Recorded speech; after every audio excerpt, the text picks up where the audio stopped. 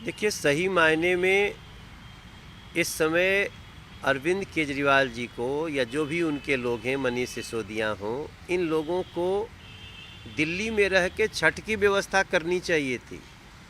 आज छठ व्रती रो रहे हैं, जमुना जी पे प्रतिबंध लग गया फिर से। और क्यों लगा कि हम जाकर जमुना के तट की सफाई करने लगे, उसमें कुछ अधिकारी भी आए। तो इस नाते कि तुम जमुना का सफाई क्यों कर रहे हो, जमुना की जांच पड़ताल क्यों कर रहे हो, सबको डराना धमकाना। और ऐसी स्थिति में आज दिल्ली की चिंता न करके इनका गुजरात घूमना, आज दिल्ली की छठ की व्यवस्था की बात न करके इनका राजनीतिक फिजूल बातें जिसका कोई सच्चाई से लेना देना नहीं है, ये सब करने में लगे हैं, क्योंकि उनका इंटरेस्ट ही नहीं है कि दिल्ली के छठ व्रतियों को सुविधा दिया जाए। वो तो धन्यवाद एलजी महोदय का कि इसके बावजूद भी उन्होंने कुछ करा दिया।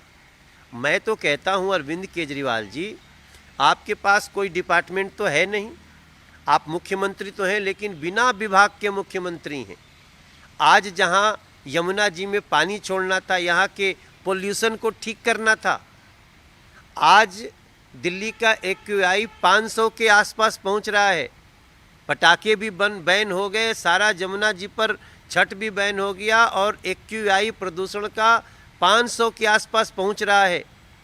तो कहाँ हैं, क्या कर रहे हैं? ऐसी में स्थिति में अगर आप बिना विभाग के मुख्यमंत्री, आपको दिल्ली से मतलब नहीं तो चले जाइए पंजाब के मुख्यमंत्री बन जाइए, क्योंकि पंजाब तो आपके मान साहब चला नहीं, वो भी आपके साथ गुजरात घूम रहे हैं। पंजाब, आप पंजाब के ही बन जाओ, कुछ तो करो। मनीष सिसोदिया को बोलिए कि आकर के यहाँ के प्रदूषण की समस्या को तो देख ले, कोई तो देखे।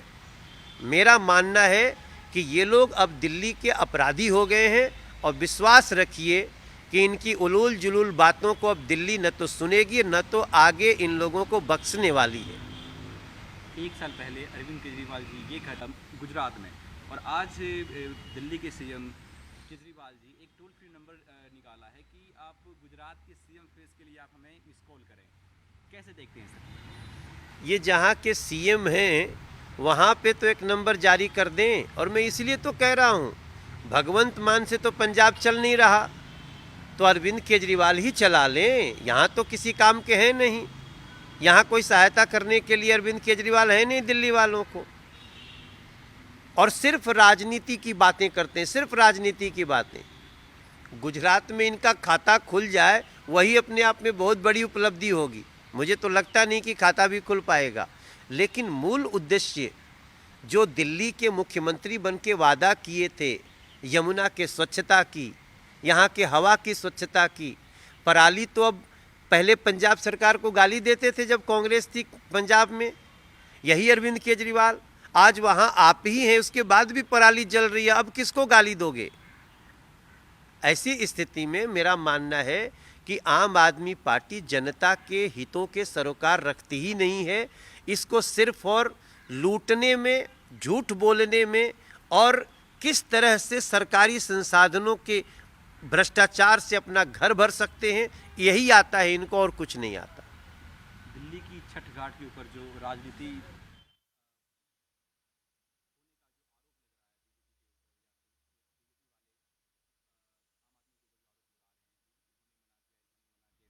कैसे देखते हैं पूरे प्रदेश को?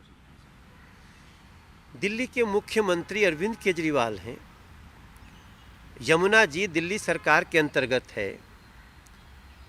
अगर इसके बावजूद भी वो दूसरों पे दोषारोपण करते हैं तो दोषारोपण करने से पहले अपनी अकर्मण्यता को सामने लाते हुए उनको इस्तीफा दे देना चाहिए दिल्ली के मुख्यमंत्री पद से। मुख्यमंत्री दूसरों को दोष दे, इससे निर्लज्ज व्यक्ति कोई दूसरा नहीं हो सकता। आप पूर्वांचल बिहार से बिलोंग करते हैं, आप जिस एरिया से बिलोंग करते हैं, छठ की काफ़ी महत्व है। तो छठ तो कल से ही शुरुआत हुई, आज खरना है, कल पहला अर्घ होगा, फिर छठ की समाप्ति होगी, उसके अगले दिन सुबह में अर्घ करके। तो इस पूरे छठ के महत्व को थोड़ा सा व्याख्या करते हुए सुनते हैं। देखिए, हम तो छठ को प्रकृति के त्यौहार के रूप में जानते हैं। छठ जितनी बड़ी आस्था का त्यौहार है उतनी ही बड़ी स्वच्छता का त्यौहार है, उतनी ही बड़ी शुद्धता का त्यौहार है। एक छठ व्रती के लोग पहले जा कर के तालाब हो, नदी हो, घाट हो, पहले साफ करते हैं। और दिल्ली का दुर्भाग्य देखिए, मैं तो माननीय एनजीटी को और माननीय एलजी महोदय को, दिल्ली के दोनों संस्थाओं से बोलता हूं कि आप मेरी इस बात पर विचार करें कि जहां यमुना जी को कोई भी गंदे सामग्री से न प्रवाहित न विसर्जित होने देना है, वहां 18 नाले गिर रहे हैं, वो गिर सकते हैं, लेकिन छठ में अर्घ देता हुआ गंगा जल नहीं गिर सकता। छठ में सिर्फ गंगा जल या गाय का दूध ही डाला जाता है जब सूर्य को अर्घ देते हैं। तो छठ में नाले को बहाना उचित है, गंगा जल और गाय का दूध डालना अनुचित है। यमुना जी को पब्लिक फ्रेंडली मत बनाओ, भैंस फ्रेंडली बना दो। रोज देखेंगे मवेशी जाएगी यमुना जी में, नहाएगी, आएगी, जाएगी, मड़िया मारेगी, लेकिन आदमी नहीं जाना चाहिए यमुना जी के किनारे। ये ऐसा तुगलकी फरमान अगर अरविंद केजरीवाल को शोभा देता है तो मैं समझता हूँ, मैं यही कहूँगा कि कितनो तू दे दहो, कितनो तू दे दहो यातना, छठिया होई है जरूर, छठी मैया सुनी है जरूर। हर कांच ही बांस के बहंगिया, घाट पे जई हैं जरूर, डलवा उठी हैं जरूर। यातना में, तकलीफ में, दुख में छठ तो हम करेंगे, लेकिन याद रखिए छठ के लोग ऐसी व्यवस्था करने वाले अरविंद केजरीवाल सरकार से अपना हिसाब किताब एक दिन जरूर चुकाएंगे। सर, आप एक एमपी के साथ साथ एक सिंगर भी थे पहले, तो अभी भी हैं, अभी भी गा रहे हैं। तो एज ए सिंगर अपने ऑडियंस को कुछ गाकर सुनाइए। और जो आपके संसदीय क्षेत्र में जो यूपी बिहार के लोग रहते हैं, उनके अपने भाषा में, भोजपुरी में, मगही में कुछ बोलिए सर छठ के लिए। मैं एक बड़ा सुंदर सा भाव अक्सर गाते रहता हूँ, जो मैंने बनाया है। पारंपरिक भी बहुत कुछ है, जो मैं गा रहा था वो पारंपरिक है।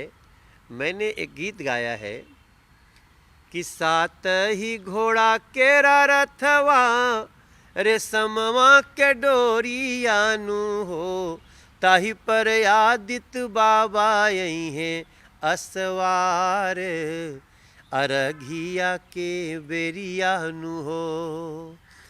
पनिया में ठाढ़ बरती जो हेली, सूरज के असरवानु हो, आदित्य बाबा जल्दी जल्दी उगा, जमुना घाट अरघिया के बेरियानु हो।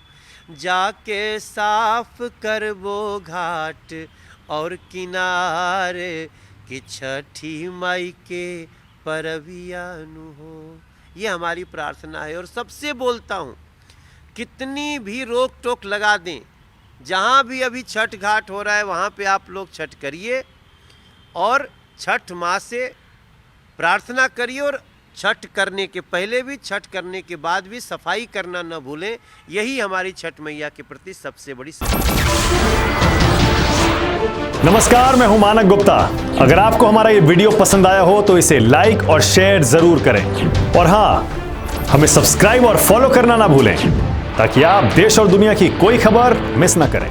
तो जुड़े रहिए हमारे साथ और देखते रहिए न्यूज़ 24।